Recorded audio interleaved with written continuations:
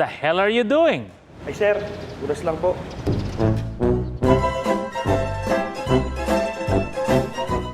Pardon my driver. This is the GAC GS8, and we think it's the Escalade of China. Sir, okay na po.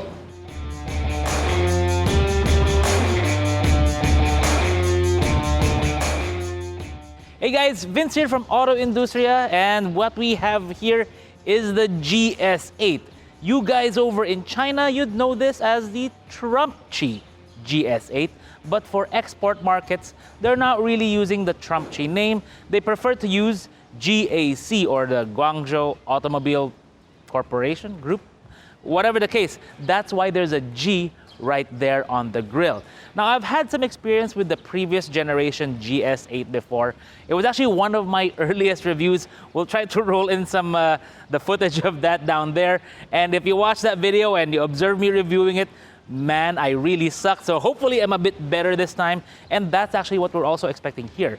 We expect this to be a better vehicle overall. Now, in terms of design, well, as you can see, this is a fairly big or ish mid-size SUV. It's somewhat similar to a Ford Explorer or a Hyundai Santa Fe, but the styling, of course, well, it definitely looks very Escalade. It almost looks kind of like a Land Cruiser in the way it looks in pictures, but when you walk up to the vehicle for the first time, it does seem significantly smaller because this is a crossover, not a big SUV like a Patrol or a Land Cruiser with a frame underneath. That's why the way it sits on the ground, it's a little bit lower. It's more crossover-ish, better for everyday driving in the city. Now, looking at the front grille, clearly a lot has changed here. The grille looks fantastic. The headlights, they really modernized it compared to before. And there are a lot more angles and creases on this vehicle. And finished in this color, yeah, it looks fantastic. These wheels, these are 20-incher wheels, and they also complement the vehicle very, very well. But look at it from the side. We kind of expect a lot of chrome with a vehicle like this, but I'm actually glad that the guys over at GAC, they held back. Most of the chrome is limited to the front, down here, and right here on the windowsill, but on the door handles, not really. It actually looks just right. Now, GAC really has some neat stuff going on with the back of the vehicle. Again, color very nice. Taillights are very neat with the way they arranged this here. Now, the only thing I can really knock it for here in the back are the tailpipes, or at least the faux tailpipes mounted onto the bumper. Now, those are actually functional because it's more of a receptacle to give it a nice accent, but you can see the actual muffler, the muffler tip, poking a little bit through. They could have made it a bit more flush, but there you go. Now, a couple things neat here. For one, this has remote start if you press and hold the button here. There you go, remote start. It also has a remote trunk, but what's nice here is that, not me pressing, right? That's the kick sensor. So if you've got something, like holding something like big packages, you can easily open the back of your GS8. As you can see, this is a 7-seater, a 3-row SUV. What's really nice here though is that they came up with a rather nice folding mechanism, because there's this thing right here, the strap. It's actually magnetic right there. Pretty cool. To put the seats down, you just pull this, pull that. It just, you know what? I don't know why nobody's ever thought of the magnets before in cars. I haven't seen any other vehicles do that. Now, with the third row up, the space here is about 13.5 inches from there to the back seat, and then 32 inches tall and about 43 inches wide. With the third row folded down, it goes up to 43.5 inches. So it's a nice, pretty square space in there. Underneath here, you've got your toolkit, some more storage for stuff and the like, all well and good. The spare tire is underneath. You lower it using the bolt down there. To fold down the middle row, boom! Now, in this configuration, it goes all the way up to 42 inches. That's a lot of space for an SUV of this size. So here's the engine bay of the all-new GS8. As you can see, it's a huge engine bay, and they've got these covers for all the fairly unsightly bits, which is a nice touch. Now, if you can see, the engine looks very tiny compared to the space it has. And that's because it's a 2-liter GTDI, or gasoline turbo direct injection. Fairly simple to understand. It even says mega wave power right there on the engine cover. And in the Chinese characters, we asked our boss Brent Ko to translate for us. He says it says great wave power. Whatever the case may be, I don't speak or read Chinese, so I'll take his word for it. Now, in terms of power, it makes 248 horsepower and a lot of torque. The transmission, it's an 8-speed automatic, and it's only a front-wheel drive. There is no option for a 4-wheel drive, at least yet. Now, looking around the engine bay, we can see some of the things that GAC did. There's insulation there in the back because, of course, the exhaust manifold is in the back, typical of many modern cars. And the turbo is also in the back, which is also very hot, hence the heat insulation. So hopefully it doesn't get into the cabin. Couple things of note here.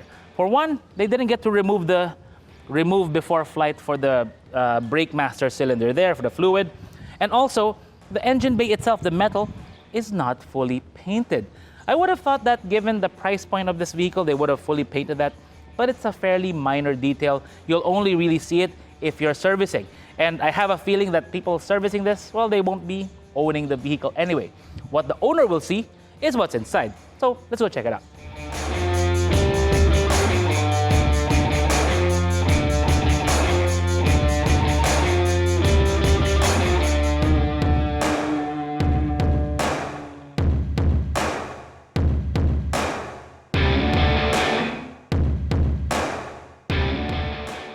The middle row of the GS8 is a very luxurious place to be in.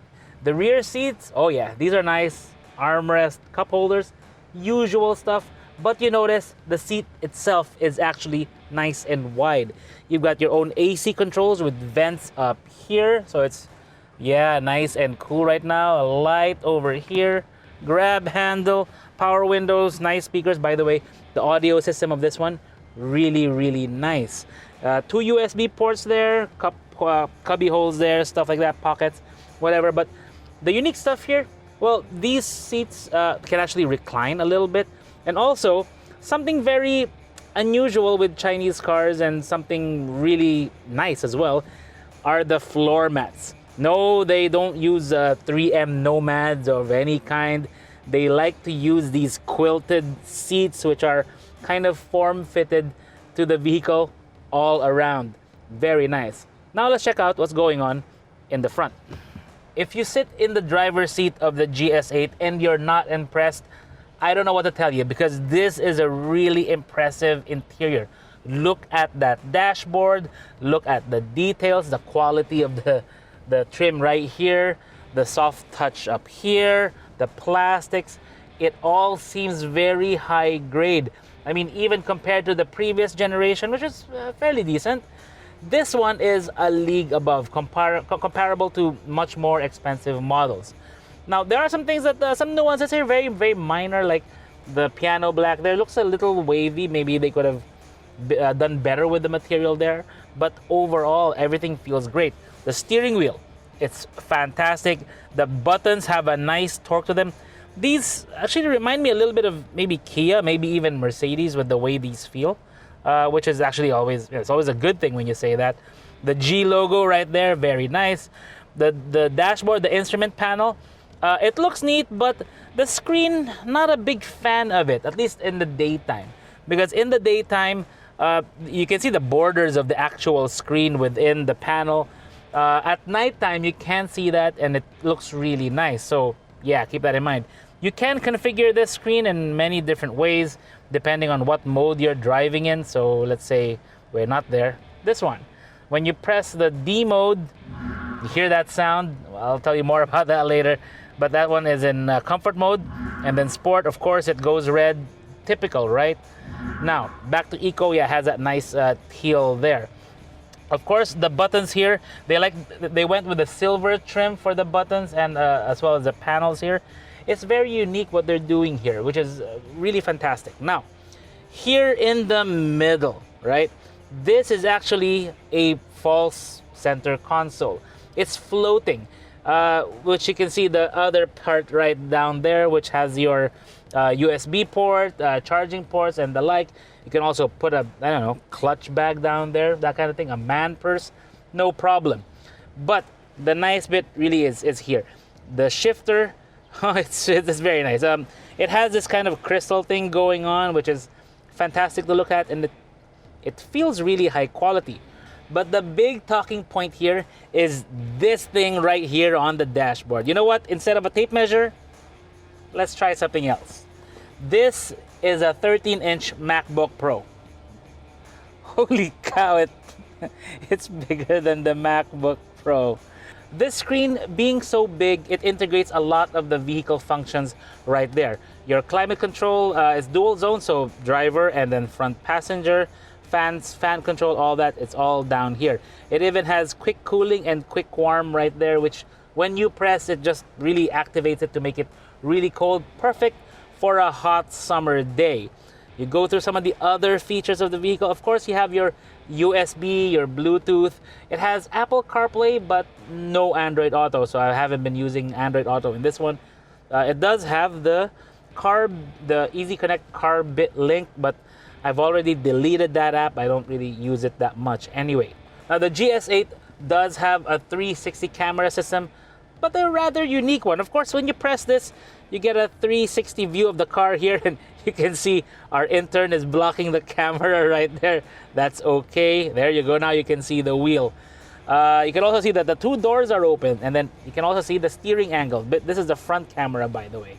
Of course, when you pop it into reverse, you'll see the reverse camera, which also has the guidelines right there, and a 3D view, which, how cool is that? See, you can spin it around. You can see our intern's t-shirt right there. That's pretty funny. Now, out of that view, right? Let's get out of that. The unique thing here, when you press this, actually a couple unique things here. When you press the car, there you go. You can actually activate all the windows from this screen right here. Want the sunroof open? Well, breath. They meant breathe. Yeah, so, well, actually you can also control that up here, but they meant breathe. You can also, sorry, there it is. I'm gonna hold that there. It'll open with the graphic right there. Pretty cool. You can also use the buttons up here, but this one is actually kind of fun. One thing we've noticed with the GS8, they still have to fix some of the grammar with the car, with the screen, but if you understand what it is, it's all well and good. You can open the windows right here, one touch open. Same with the rear window, one touch open. It's actually a pretty neat thing. One touch close, one touch close. You can spend all day fiddling around with this. Driver cabin, you can adjust the mirrors from in here, which, by the way, the mirrors on these, the mounts, the way it's mounted, really fantastic. You can fold it up, you unfold, the usual stuff. The light effect, this one had us tripping a little bit the other day because it has the ambient light there, so we have to turn on the lights of the car. You'll see that would light up, ambient light brightness. There you could, let's change the color to white maybe, that'll pop up a bit more. And it has music mode, and in that mode it'll kind of pulsate. Maybe we can't see it right now since it's a little bit dark, but all well and good.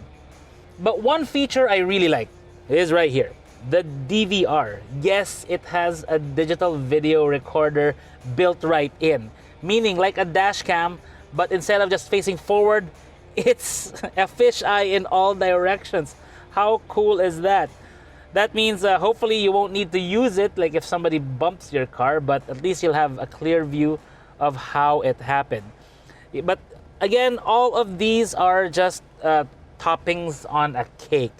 We want to see if the actual recipe is good. So let's go take it out for a drive and see how the GS8 performs.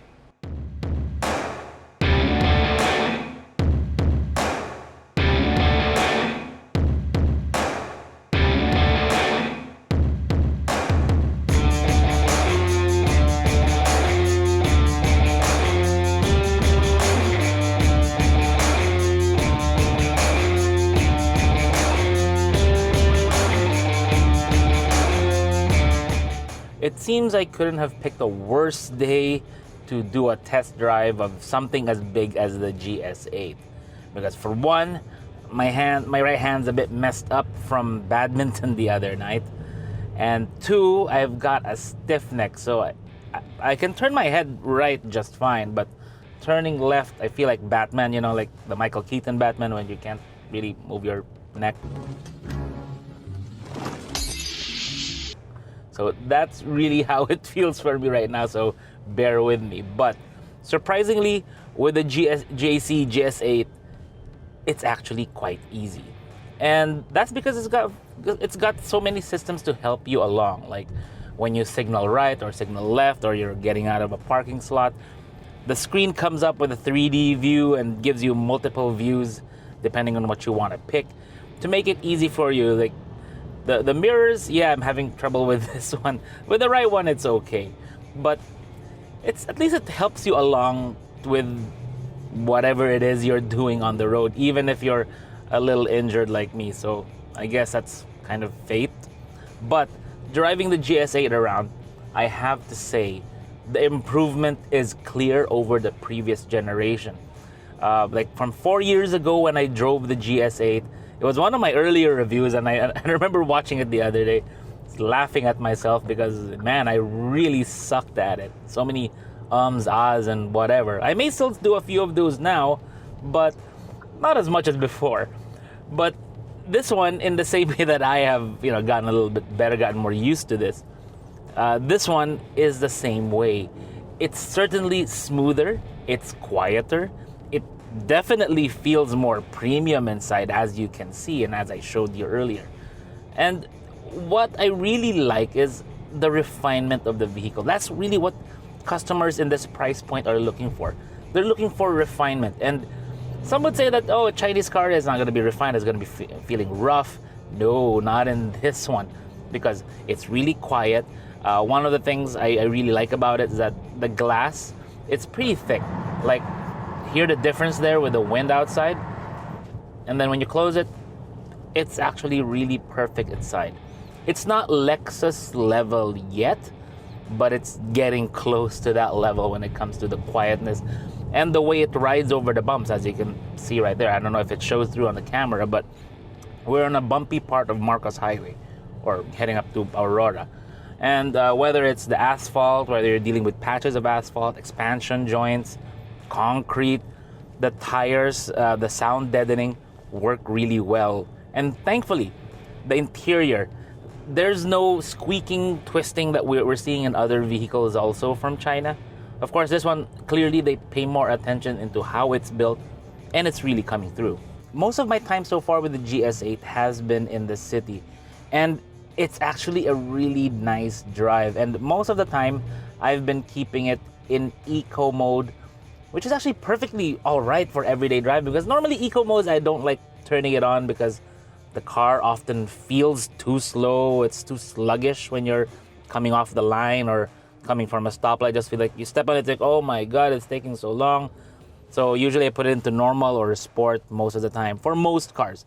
In this one, no. Because when I'm driving it around in eco mode, it's actually okay. Like right now, guys, about to move forward, step on the accelerator. It has torque right away early on. It responds fairly quickly. And even though it's actually responding pretty quickly, fuel economy in the city is still pretty good. 8.3 kilometers per liter, driving around maybe an average of 16, 17 kilometers per hour. That's not bad from this 2-liter engine. It's petrol, but it's doing it really, really well. On the highway, it's even better, goes up to 12.5. You can do more if you really try. The points of improvement that I've found with the GS8 are actually too few, too far in between.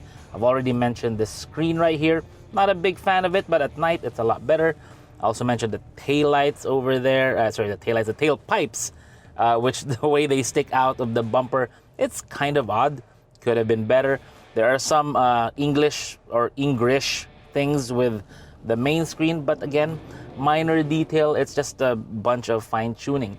But with the way the car drives, feels, the impression it gives, the looks you get while driving on the road, it's actually really nice, really unique. I mean, And it shows the kind of effort that GAC is putting to improving their products. Because honestly, I came into this review with measured expectations. Because I remember the previous GS8, I spent some time with it. It was okay, but the interior was eh. The wood they chose was eh. The plastics were really brittle, really eh. You know what I mean. But now with this GS8, it's more like, ooh. You know, you look around, you touch everything, it just feels right. And that really speaks volumes at the rate or the pace of development they have over there at GAC. Because that's what we wanted to see from them all along. We wanted to see improvement. We wanted to see better plastics, better interiors. We wanted to experience a better drive. And we know they can deliver. We saw it with the Koreans, with Hyundai and with Kia. Because if you said 20 years ago, hey, I drive a Korean car, people will look at you, okay, yeah, great. And now you say, oh, hey, I drive a new Hyundai so-and-so or a new Kia this and that. And people are like, whoa, hey, man, take me through that. What's going on with the look? What's going on with the features? What's up with that really punchy engine? That's the kind of thing that China is going for now. And we're seeing it with a few automakers. This is the up-and-comer brand, and we're seeing clearly the effort they put into development, the funding, the time, the resources, everything they poured into the manufacturing, the development, the testing of this to make sure it's good. And so far, so good.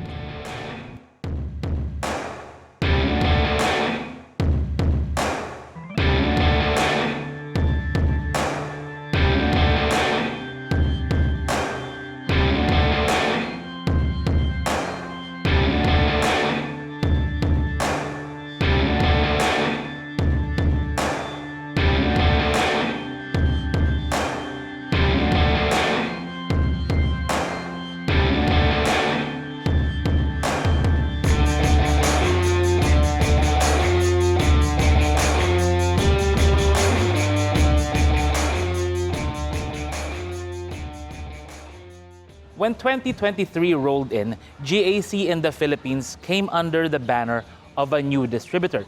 Basically, the same guys as the one handling Peugeot here in the Philippine market.